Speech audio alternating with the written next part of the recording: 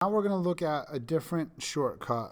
It's called product rule to find the derivative. So there's going to be a bunch of different shortcuts we can use.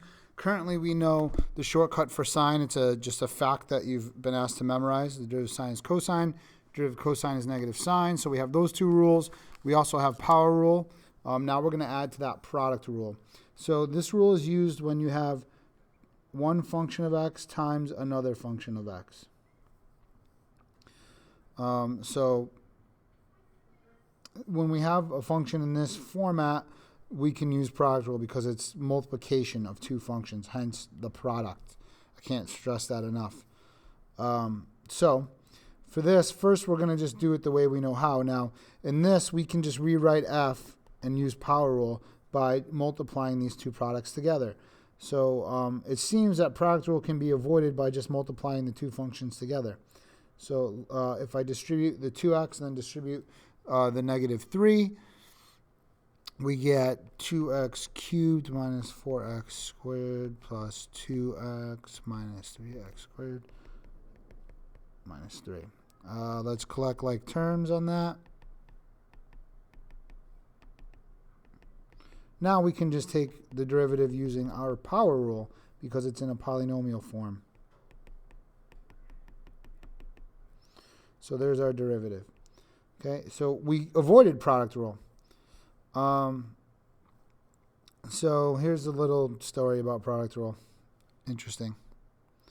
So we're going to say if h of x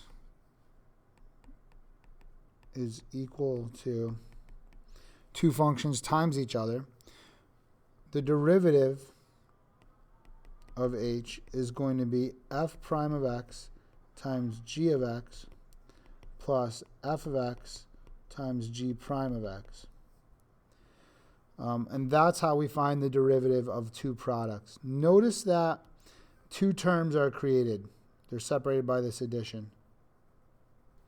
Addition is commutative, meaning it doesn't matter which term we do first. If we flip those around, if I wrote it as f of x times g prime of x plus f prime of x times g of x, it wouldn't matter. Same thing. Doesn't matter because addition is commutative. Inside of each term, if I flipped these, if I did g of x times f prime, doesn't matter because multiplication is also commutative. So what you can't do, the mistake we see often, is to do the derivative of a product by doing the derivative of the first times the derivative of the second. That is not how you do the derivative of a product. So let's show that this rule works. We're going to find that same derivative, but this time instead of our rewrite by multiplying out and getting it into polynomial form, we're going to use our product rule here. So when I use product rule, I have two functions times each other. I'm going to call the first product the first and the second product the second. So I've got my first function and my second function, and because they're multiplied, it's product rule. So product rule says I do the derivative of the first times recopy the second. When you're multiplying polynomials, you really want to put them in parentheses so that everything gets distributed. Plus the first times the derivative of the second. Now what I just said about parentheses, you need, when you're multiplying polynomials, you need those parentheses unless you have a monomial, one term. So that 2 really didn't need parentheses because it's only one term. The next polynomial has two terms in it, so I better put my parentheses when I'm multiplying it by something else. Over here, this has two terms in it, this product, so I better put it in parentheses so that both terms get distributed. Same here, it better be in parentheses. So I just like to point that out. Normally I'd say we can stop here or we can try to factor, but we're trying to show that this is equal to our first derivative that we did originally by power rule. So we're going to simplify this thing by distributing.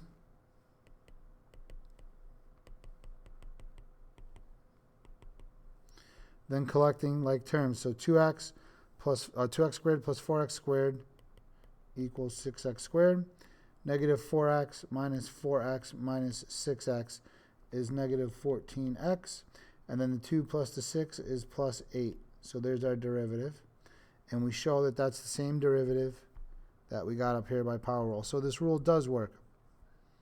Not by no any means is that not a proof. That's just a demonstration. That is not a proof, is what I'm trying to say.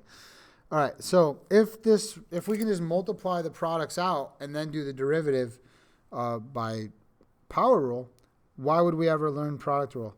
Well, there might be some functions, such as this one, where you can't multiply the product out. You just have to do product rule. So if g of x is x squared times sine of x, they want us to find the slope of the normal line at a target value of pi. So I know to find the slope of the normal line, first I've got to find the slope of the tangent line. That means derivative. So I'll take the derivative of this function. I'll plug in pi, and that'll be the slope of my tangent line. Since I know the normal line is perpendicular, I'll do the opposite reciprocal of that slope. So product rule, if I have x squared as my first function, sine of x is my second function. How are we doing on time here? 6 minutes. All right. So the derivative of the first is 2x times recopy the second, plus recopy the first times derivative of the second. There's my derivative. I'm not going to simplify because I'm plugging in a value anyway, so I'll just go plug it in. So I get 2 pi sine of pi plus 2 pi, I'm sorry, I'm just plugging in pi, not 2 pi. So plus pi squared cosine of pi. So g prime of pi, sine of pi is 0, so that whole part is 0, plus pi squared times cosine of pi is -1, so I get negative pi squared. That's the slope of the tangent line. So now I know the slope of the normal line when x equals pi is 1 over pi squared, because it's the opposite reciprocal. All right, so now we're going to use product rule to find some derivatives here. Keep in mind that sometimes I don't really need to do product rule. It's easier to do something else. But since we're in the product rule section, we are going to do product rule to practice it. So this is our first instance here. I would never do product rule on this. In the future, like when you see this on, say, an AP test or a midterm, you're just going to multiply these guys out, make a polynomial, and do power rule. However, if I put a 10th power, say, on that guy, you can no longer multiply them out. I'd have to multiply this by itself 10 times, then distribute these guys to that. Then I can do power rule. Clearly not worth the time. If this were squared, I might still multiply it out. That might be worth my time to square this and then multiply by that, then do power rule. Once this goes into cubed, it's not worth the time to cube it out, then distribute, then do power rule. Product rule is probably just easier. So again, if they're both power of 1, I'm going to multiply them out and do power rule. All right, so let's practice product rule. That's my first times my second. So I'm not going to do the rewrite. We're just going to jump into the derivative. The derivative of the first times the second. Remember, if they're binomials, they need parentheses. Plus, recopy the first times derivative of the second. I don't really need the parentheses on that second one. So now simplification-wise, I would say I'm not going to get crazy about simplifying these, but we're going to do this one just because I want to multiply out these factors and get 4x cubed minus 12x plus 3x squared minus 9. Then I'm going to distribute the positive 2x because that's a positive and that's a 2x. I would think of this like this. You don't have to do a rewrite, but when I'm distributing, I'm thinking of it like that. So plus 4x cubed plus 6x squared. I collect my like terms. I'm getting 8x cubed plus 9x squared minus 12x minus 9. Okay, let's move on to this guy. Keep in mind that normally I would not do product rule here. I would just distribute this, turn it into a polynomial-like function, and do power rule. Again, that's not possible if I put, say, a 5th power here. Now I'd have to, before I distribute, I'd have to do this times itself 5 times, then distribute, then do power rule. Not worth it. Here I'm going to do product rule just because I want to practice. That's my first function. That's my second function times each other, right? Second is all of that. So we're going to do derivative of the first, 1/2 x to the negative 1/2. I'm hoping that you eventually remember the derivative of square root of x is 1 over 2 root x. We'll say you don't know that quite yet. But that's going to be a fact you're just going to know because you've done the derivative of square root of x so often. For now, I'll still do power rule on it, 1/2 x to the negative 1/2 times recopy the second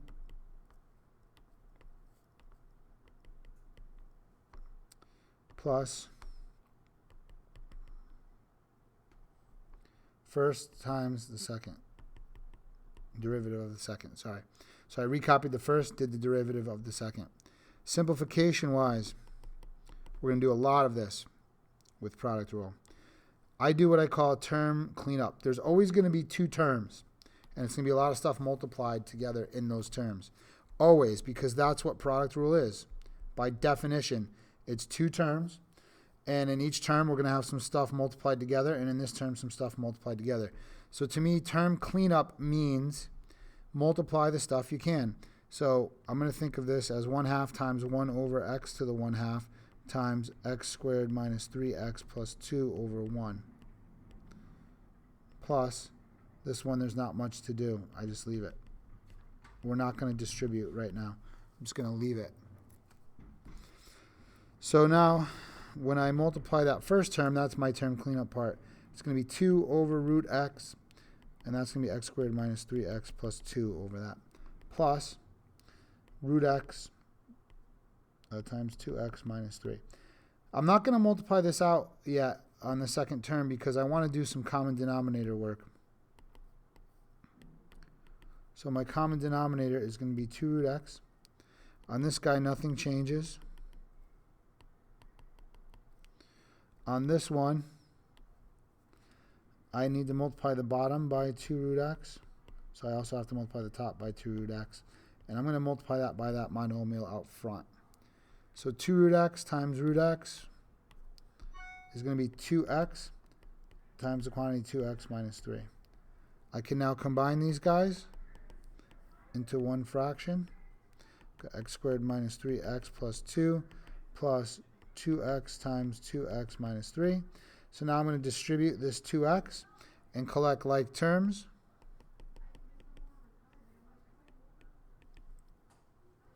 And I'll get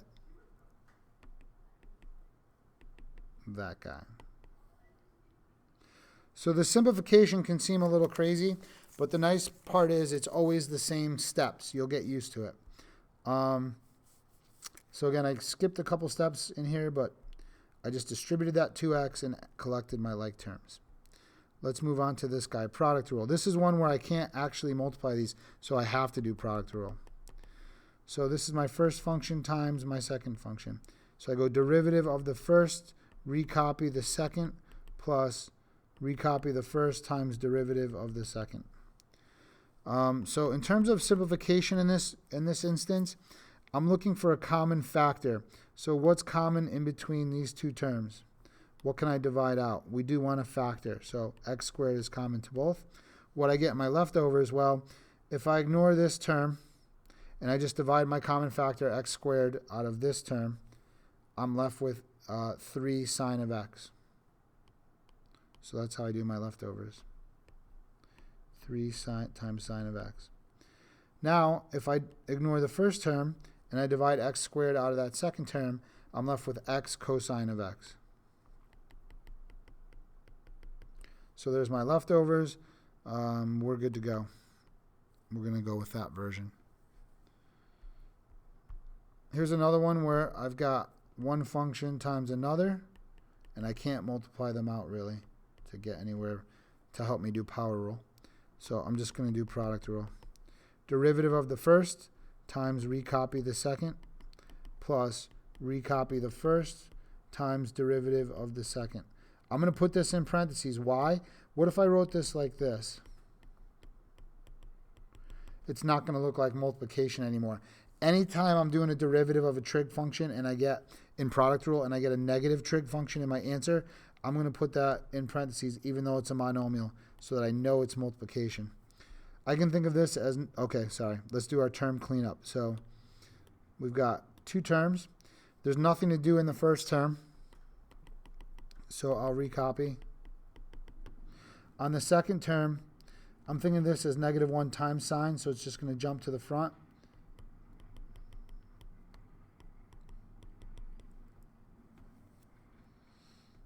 And then from here, I would leave it here. You could distribute sine of x, negative sine of x, because it's really like a negative, into that thing and go. I'll show you that answer as well. Remember that when I'm distributing this sign, I'm also distributing negative with it. So I'd get a negative 3x sine of x, minus 2 sine of x. I would accept either one of those answers. Okay, so now we're doing the derivative here. Let's put an x. I see two terms. So in the first term, it's just power rule. The derivative of 3 theta is 3. But in this second term, we've got a product of two functions. So theta is my first function, sine of theta is my second function. So the derivative of 3 theta is 3. Now over here I'm going to go plus derivative of the first, which is 1, times recopy the second, plus recopy the first times the derivative of the second. Derivative of sine is cosine. So this is 3 plus sine theta plus theta cosine. So theta times the cosine of theta. There's not much simplification I can do there. Here's a product rule. My first function sine, my second function is cosine. So I do, what are we doing on time here? 17 minutes. The derivative of sine is cosine, so it's the derivative of the first, times recopy the second, plus recopy the first, times the derivative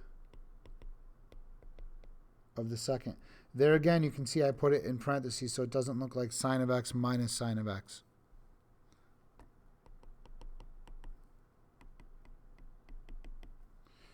Minus sine squared of x. So we get into our simplification stuff here with trig identities. I'm going to say this is okay. If it were plus, we would definitely just call it 1, right? You could do this. You could say that sine squared is equal to 1 minus cosine squared, Pythagorean identity. So then I've got cosine squared of x minus 1 plus cosine squared of x. I can add my cosine squared of x's together to get 2 cosine squared of x minus 1. Is that any simpler than the other guy? I don't know. I mean, I'd accept either one. All right, find the equation of the tangent line to the graph of g of t equals t squared, blah, blah, when t is equal to pi over 6. So I want the equation of the tangent line. So I know that my x value is pi over 6 at my point of tangency. So first I'm going to plug pi over 6, my x value, into the function itself, g.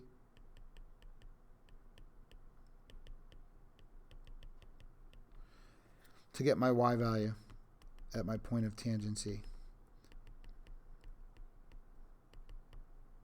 Cosine of pi over 6, what is that? That's going to be, pi over 6 is 30 degrees. Cosine's the longer one, so that's going to be root 3 over 2. Oh man, that's ugly.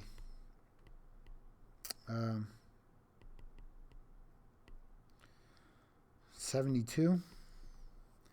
Typically, we write our root 3 last, so if we extend that, we're not sure, like, we get confused, is the pi under it or not? So we typically would write our square root numbers last. That's our y value. That's fun. All right, the derivative now, so that I can find the slope of my tangent line. Oh, these are t's. Oops. T. Product rule. So the first is t squared. The second function is cosine of t.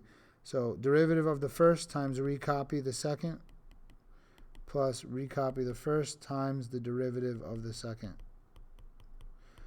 Then I want to plug in a number, so I'm not really going to do any simplification. I'll just plug in the number. Although in this case, the simplification afterwards will still be kind of crazy because the number is just pi over 6.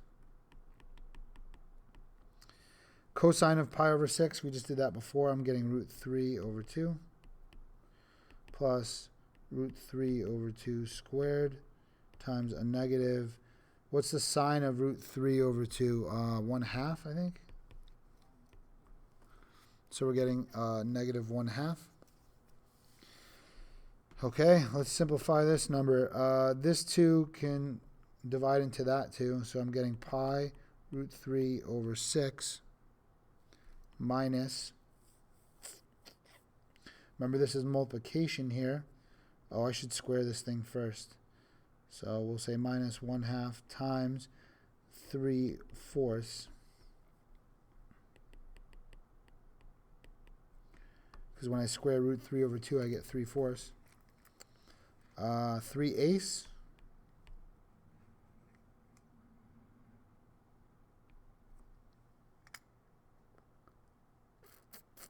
That's not right.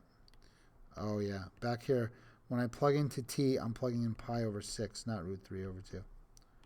So if I plug in my pi over 6, I'm getting not 3/4, but I'm getting pi squared over 36. So this is going to be what? Pi squared over 72. I need to do a common denominator. So that's 72 minus 72. That's going to be a pi squared. What do I multiply by? 12. Yeah, so 12. So I get 12 pi root 3. So then it's 12 pi root 3 minus pi squared over 72. That's the slope of your tangent line. They want the equation of the tangent line. I've got my slope right here of my line. I've got my point of tangency right there. This is going to be fun. Y minus my y value, pi squared root 3 over 72, equals the slope, 12 pi root 3 minus pi squared over 72 times x minus pi over 6. There's the equation of my tangent line. Okay, now we're going to do some stuff where, like, if I give you a graph or a table, something that's not equations, how do you apply product rule? Okay, so let's take a look at this. If g prime of negative 4 is 2, what's the value of p prime of negative 4? So p up here is defined as, I'm going to write it again down here, p of x is defined as f of x times g of x. All right, so what is the value of the derivative of that? So I know that p prime of x, I have to apply product rule, will be f prime of x times g of x plus f of x times g prime of x. Let me take off my keys. Okay, so I want to find out what's p prime of negative 4. So I have a couple graphs up here. F prime of negative 4. So when I'm at negative 4, I'm here on the graph. F prime represents the slope of the tangent line. Well, since that's a line itself, the slope of that line is negative 1. So f prime of negative 4, I should probably write this out. F prime, I want f prime of negative 4 times g of negative 4 plus f of negative 4 times g prime of negative 4. So f prime of negative 4, we said was negative 1. So times, I'll put them in parentheses, g of negative 4. So I go over to g on negative 4. It looks like it's 6. So g of negative 4 is 6 plus f of negative 4. When I go on f, negative 4 is negative 1. And g prime of negative 4, they told us up here, is 2. Because over here, the tangent line, they don't want us really estimating. They wanted to give us exactly what it was. So they told us it's 2. You simplify that number, and we get negative 8. Find the equation of the line tangent to the graph of p of x. So we don't even have p of x, right? We just have kind of graphs of f and g. But we want the equation of the tangent line at x equals -4. So we already know the x value at a point of tangency. How do we get our y value? We plug it into p of x. So what's p of -4? Well, p of x was defined as f of x times g of x, right? So p of -4 means it will be f of -4 times g of -4. F of -4 and g of -4 can be obtained from the graphs of f and g. So f of -4 is -1, and g of -4, g of -4 was 6. So p of -4 is 6. So now our point of tangency, -6, sorry. Our point of tangency is -4, -6. Now we need the slope of the tangent line. That's going to be p prime. What's the derivative at -4, which we found in the step earlier, was -8. So now we can write our equation. We've got our slope and we've got our point of tangency. So it's going to be y plus 6 equals -8 times x plus 4. Alrighty, moving along. We've got a new function here, r. r is defined as x squared times g of x. So I'm just going to write that here. r of x is equal to x squared times g of x. So one of them I have a graph, and one of my functions, I know it's x squared. I have the actual equation. So they say if the derivative of r is 20, what's the value of g prime of -2? All right, so first we're going to do r prime of x. Let's take the derivative using product rule. It's the derivative of the first times recopy the second plus recopy the first times derivative of the second. So now we know that r prime of -2 will be equal to 2 times -2 times g of -2 plus -2 squared times g prime of -2. R prime of -2 is 20. They tell us that up here. Equals -4 times g of -2. I can get off the graph of g. -2, it looks like it's right there. It's -3. Plus -2 squared is 4. G prime of -2 is what we're trying to figure out. So we'll solve for that. You can think of that as a variable that you're solving for. So I want to multiply these to get 12.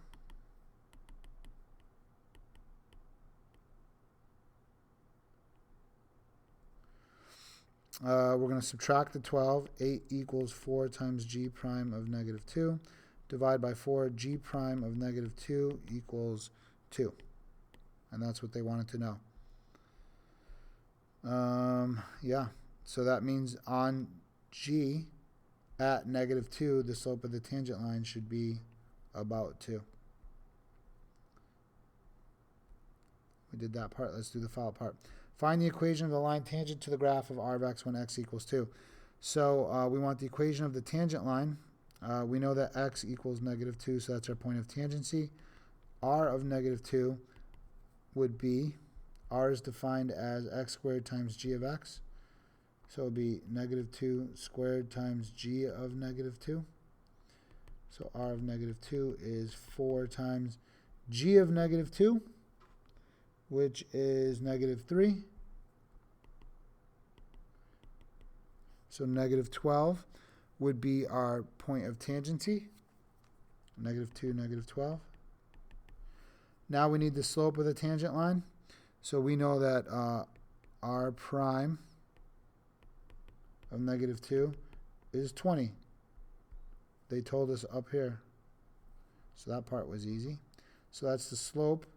There's our point of tangency, right? That's the slope of the tangent line. So we're going to go y plus 12 equals 20 times x plus 2.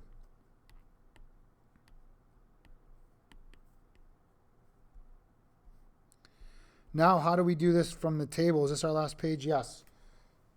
30 minutes. Okay. So from the table, I've got some x values here. I know what f of x is. I know what g of x is. I know what f prime and g prime are. Of course, I'm going to need all of those because all of those are in product rule, right? F prime times g plus f times g prime. So I'm going to use all of this stuff. Now, the first question is just a little review so you don't forget. Estimate the value of f prime of 3.5. So whenever we have a table, how do you estimate the derivative of 3.5? Since we don't have 3.5 exactly, I can't just look it up on the table. To estimate a derivative, you're going to do the slope of the secant line on either side. So 3.5 falls right between these two values. So I'm going to do the slope. I'm going to do the slope between those 2 points. You can think of the point 4,1 and the point 3, -2.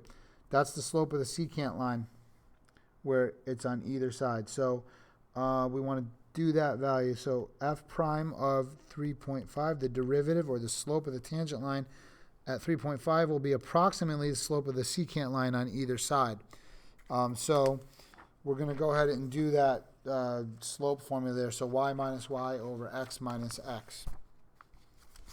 So we've got f of 3, which is -2, minus f of 4, which is 1, all over 3 minus 4. So that's what? -3 over -1, so it's 3. That's an estimate of our slope at 3.5. Remember to estimate the slope of the tangent line, which is the derivative, from a table.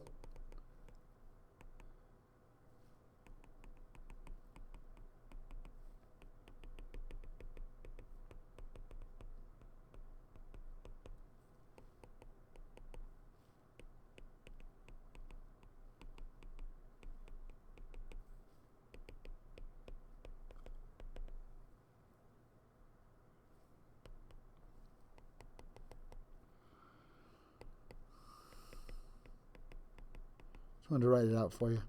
That's what I just said. Okay. Let's go this way. So if p of x is defined as -2 times f of x times g of x, what is the value of the derivative at 3? So let's do the derivative of x.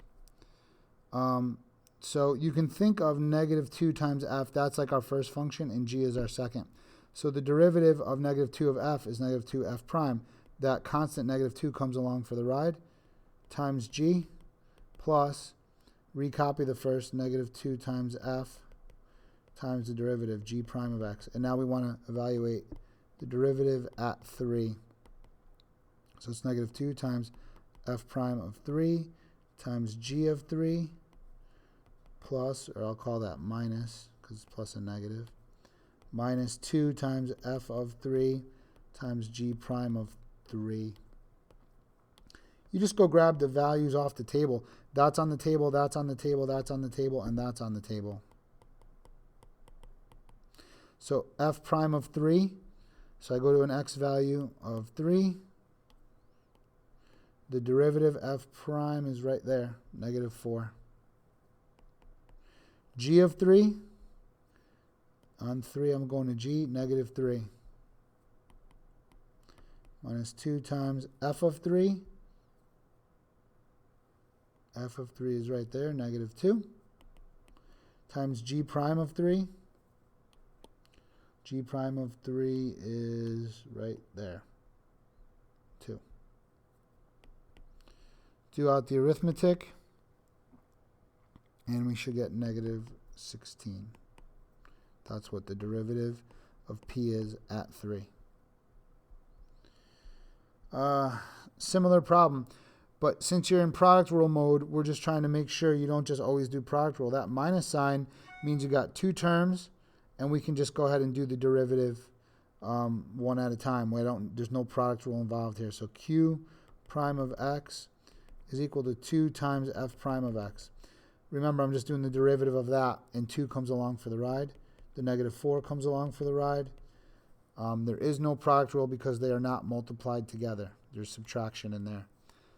So you go, it's 2. So q prime of 4 is going to be 2 times f prime of 4 minus 4 times g prime of 4.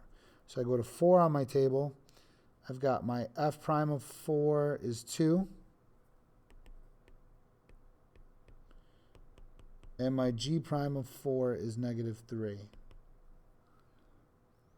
So I do the arithmetic there. Whoops, I keep writing g's. Q prime of 4 should be equal to 16.